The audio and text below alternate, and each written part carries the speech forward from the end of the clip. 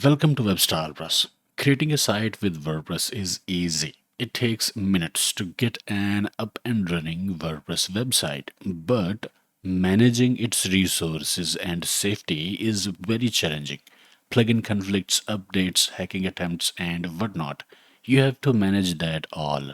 And you have to keep monitoring it to make sure everything works smoothly. It can be time consuming and painful unless you know what's going on behind the scenes.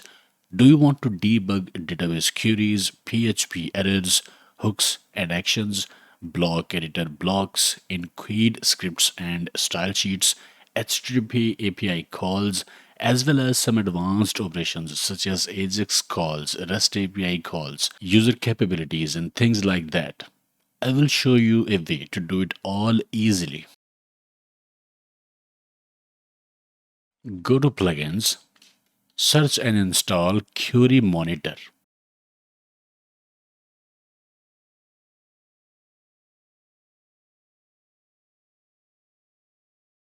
Query Monitor is a developer tools panel that lets you monitor everything under the hood.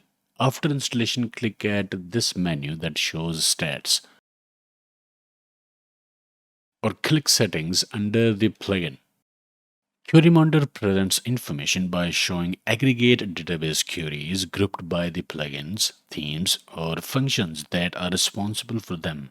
It also adds admin toolbar menu showing an overview of the current page with complete debugging information shown in panels once you select a menu item. So here you see the overview of what's going on for this opened page. It also allows you to narrow down output by plugin or theme to quickly determine poorly performing plugins, themes, or functions. So here you see page generation time, memory usage, number of total and individual database queries, API calls, and more.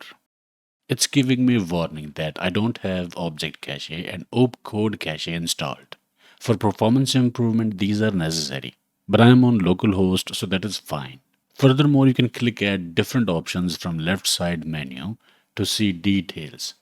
Database queries include notifications. For slow or duplicate queries, it allows filtering by query type like select, update, delete, responsible components like plugin, theme, WordPress core, and calling function, and provides separate aggregate views for each.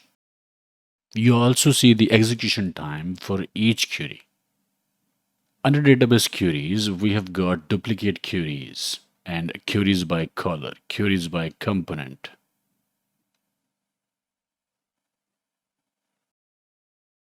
You can click at this plus sign to see the details as well. Request includes request headers, response headers, and hooks in use for this page. Admin screen shows hooks in use as well. You can see which scripts are loaded for this page, including file paths. You can also see hooks in use as well.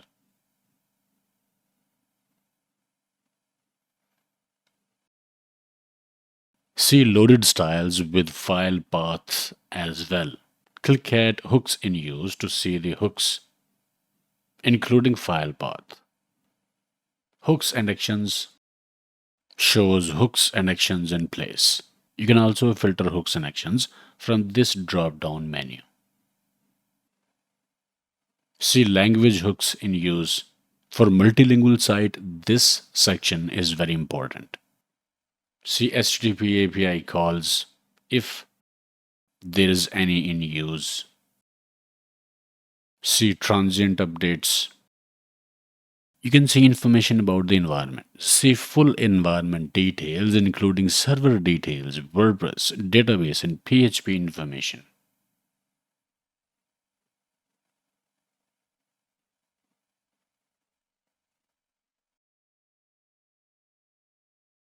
See which conditions are in place for this page.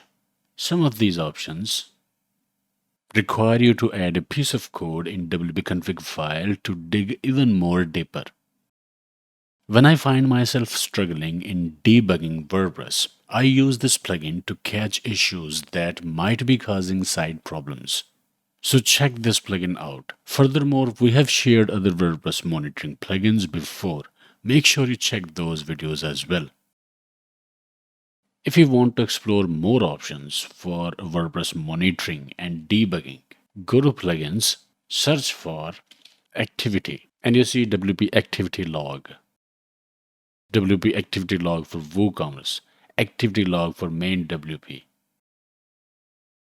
These plugins can also help with WordPress monitoring and debugging. Okay, I hope it helped. Like, share, subscribe, and I will see you in the next video.